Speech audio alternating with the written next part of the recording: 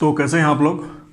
कल हमने बात की थी इंडियन नेशनल कांग्रेस के स्थापना से रिलेटेड कौन कौन सी थ्योरीज हैं और बेसिकली उसका एक्चुअल रीज़न क्या था। इंडियन नेशनल कांग्रेस की स्थापना एओ ह्यूम ने सन 1885 में किन परिस्थितियों में की थी, क्यों की थी, उसके पीछे क्या कारण थे, उसको हमने डिटेल से देखा था।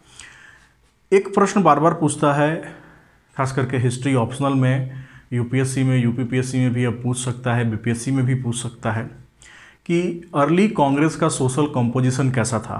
मतलब जो कांग्रेस के लोग थे उसमें किस तरह के लोग थे। क्या वो बहुत ज़्यादा धनाढ़ थे, क्या वो वेस्टर्न एजुकेटेड थे, या गांव से आते थे, या वो किस तरह के लोग थे, यानी कि वो लैंडलॉर्ड्स थे, खेतीहर मजदूर थे, किस धर्म से थे सबसे ज़्यादा। इस तरह की बातें यूपीएससी कई बार पूछता है। सोशल कंपोजिशन की अर्ली कांग्रेस का कैसा था। तो ऐसा ट्रेंड रहा है कि जो भी प्रश्न हिस्ट्री ऑप्शनल में आए हैं कई बार उसको जीएस के पेपर में, जीएस पेपर 1 में उसको रिपीट कर दिया जाता है हिस्ट्री सेक्शन में, मेंस में। तो इसकी जानकारी अपने को होना आवश्यक है। आइए बात करते हैं कि कैसा था सोशल कंपोजिशन। देखिए, किसी भी सोशल फैब्रिकेशन को समझने के लिए सबसे पहले हमारे पास ऑथेंटिकेट डाटा होना चाहिए। तो ऑथेंटिकेट डाटा हमारे पास केवल 1892 से लेके 1909 तक का है, ठीक है।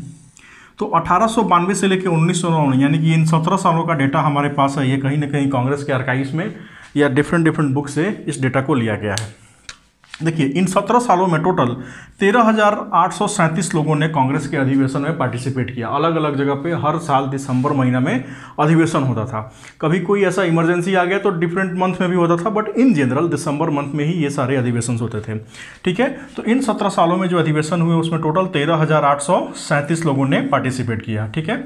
इनमें सबसे ज़्यादा जो पार्टिसिपेंट थे वो हिंदू धर्म के थे। हिंदू धर्म के 12,383 लोग थे। 12,383 people were from Hindu background. Muslim background से 912 लोग थे। 912 people were from Muslim background, ठीक है। पारसी लोगों में से 210 लोगों ने पार्टिसिपेट किया। हालांकि जो इंडियन नेशनल कांग्रेस के प्रथम 4 अध्यक्ष रहे उनमें से एक पारसी भी रहे, लेकिन वो 210 लोगों ने ही इन 17 सालों में पार्टिसिपेट किया, ठीक है, पारसी धर्म से। इसके बाद क्रिश्चियन 177 लोग, 177 पीपल, ये थे क्रिश्चियन धर्म के फॉलोअर्स, ठीक है। तो ये था हमारा धार्मिक एक तरह से वर्गीकरण की 1892 से लेकर 1909 के टाइम में अर्ली कांग्रेस जो था, अर्ली इंडियन नेशनल कांग्रेस का सोशल फैब्रिक कैसा था, ठीक है। ये डायरेक्ट प्रश्न पूछा गया है, इसको एकदम से डेटा बाई डेटा आपको याद रखना है। अब बात आती है कि बाई प्रोफेशन वो कौन से लोग थे जो सबसे ज़्यादा थे या सबसे कम थे। ये तो रिलीजन के ऊपर हो गई। कास्ट के ऊपर बात इसलिए नहीं हो पाती है क्योंकि बहुत सारे सब कास्ट और कास्ट केवल हिंदू में ही एक तरह से देखा जाता है। मुस्लिम में कास्ट की जानकारी बहुत बात की चीज़ है, उसके बारे में कोई ऑथेंटिकेट डेटा नहीं है, कोई कहीं पे कोई रिटर्न अकाउंट नहीं है, क्योंकि जनरली मुस्लिम सोसाइटी को इगलिटेरियन माना जाता है। देखिए, अब बात करते हैं प्रोफेशन के ऊपर। तो सबसे ज़्यादा इन 17 सालों में लॉयर्स ने पार्टिसिपेट किया, वकीलों ने पार्टिसिपेट किया। इनकी संख्या करीब करीब 39% रही, यानी 39% लॉयर्स थे। लैंडलॉर्ड्स यानी कि जमींदार, उस वक्त के बड़े लैंडलॉर्ड्स जिनके पास काफ़ी बड़ी मात्रा में ज़मीनें हुआ करती थी, जमींदार थे, ये लोग 19% इसमें इनकी भागीदारी रही, ठीक है। इसके बाद मर्चेंट एंड ट्रेडर्स यानी कि व्यवसायियों की भागीदारी यहाँ पे 15% रही। बिजनेसमैन 15% इसमें पार्टिसिपेट किए। जर्नलिस्ट, टीचर्स एंड डॉक्टर्स ये सभी 3-3% लोग थे। यानी कि सोशल अगर कंपोजिशन देखें अर्ली नेशनल कांग्रेस का, तो इसमें लॉयर्स भी थे, लैंडलॉर्ड्स भी थे, मर्चेंट एंड ट्रेडर्स भी थे, जर्नलिस्ट भी थे, टीचर्स भी थे एंड डॉक्टर्स भी थे।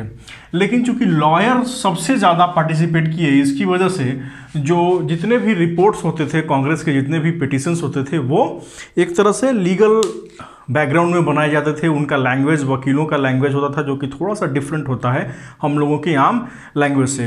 तो ये प्रश्न अगर पूछता है कि सोशल फैब्रिक कैसा था अर्ली इंडियन नेशनल कांग्रेस का, तो ये डेटा के आधार पे आपको इसका आंसर देना है। ज़्यादातर करके अगर इसमें आप देखेंगे तो एक इसमें 2-3 पॉइंट और ये आता है कि जितने भी ये लोग थे, lawyers, landlord, merchant, journalist, teachers, ये सारे लोग मिडिल क्लास के थे, मिडिल क्लास, ठीक है। और ये middle class urban middle class था। बेसिकली ये अर्बन मिडिल क्लास था, अर्बन मिडिल क्लास। अब यहाँ पे मिडिल क्लास क्यों बोला जा रहा है? क्योंकि ये जितने भी लॉयर्स हों या मर्चेंट ट्रेडर्स हों या लैंडलॉर्ड्स हों, अपर लेयर, इसलिए अपर क्लास इसलिए उनको नहीं बोला जा सकता है क्योंकि अपर क्लास डिनोट्स करता था प्रिंसली स्टेट्स के रॉयल लोगों को, ठीक है। तो ये जितने भी लोग थे उनके नीचे, रॉयल लोगों के जितने के नीचे जो भी लोग आएंगे जो गरीबी से ऊपर है वो सारे मिडिल क्लास में आते थे। इसके बाद ये सारे लोग वेस्टर्न एजुकेटेड थे, वेस्टर्न एजुकेटेड। बहुत कम ऐसे लोग होंगे जो वेस्टर्न, देखिए वेस्टर्न एजुकेटेड कहने का मतलब ये नहीं है कि सीधे जाके इंग्लैंड में जाके पढ़ाई किया। वेस्टर्न एजुकेटेड करने का मतलब है कि वो इंग्लिश शिक्षा में शिक्षित हुआ है, वर्नाकुलर एजुकेशन सिस्टम में नहीं हुआ है, गुरुकुल में जाकर नहीं पढ़ा है, वो मॉडर्न स्कूलों में जो ब्रिटिश के द्वारा एस्टेब्लिश किए गए थे उनमें पढ़ाई करके वो आया है। दैट्स वाई उनके अंदर उतनी रीजनिंग, उतनी लॉजिकल क्षमता ये डेवलप हुई है, साइंटिफिक टेम्परामेंट डेवलप हुआ कि उन लोगों ने कांग्रेस में आए, वो पार्टिसिपेट किए और अपने विचार रखे, ठीक है। तो अगर इन केस ये प्रश्न पूछता है, आता है, तो आपके पास ये डेटा है, इस डेटा के आधार पे आपको ये आंसर लिखने में काफ़ी सहूलियत होगी। नए वीडियो में मिलेंगे नेक्स्ट टॉपिक के साथ। बहुत बहुत धन्यवाद।